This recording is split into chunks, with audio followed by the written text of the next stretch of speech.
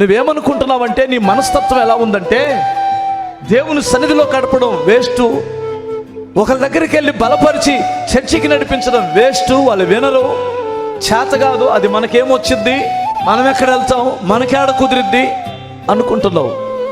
కానీ దేవుని విలువ తెలిసినటువంటి వారు కుదరకపోయినా కుదిరించుకుంటారు. దేవుని పని చేయడానికి అవకాశాన్ని వారు కల్పించుకుంటారు. సహజంగా లోకంలో ఒక మాట వాడతాం, మనసుంటే మార్గాలు ఎన్నో ఉంటాయి. నీకు దేవుని పని చేయాలనే మనసుంటే ఆ ఆరిపోయిన కట్టెలను తీసుకొని రావాలనుకున్నట్లయితే ఖచ్చితంగా ఆ జీతం నా దేవుడు ఇస్తాడు. నీకు రుణపడి ఉండేవాడు కాదు, అప్పు ఉండేవాడు కాదు. నువ్వు దేవుని కొరకు ఏ చిన్న పరిచర్య చేసినా, ఏ చిన్న కానుకిచ్చినా అర్థమవుతుంది, నీకు రుణపడి ఉండే అంత చేతగాని దేవుడు నా దేవుడు కాదు. నీవు ఏదైనా దేవుని కొరకు చేస్తే దానికి 1000 రెట్లు ఎక్కువ నా దేవుడు నీకు చేస్తాడు.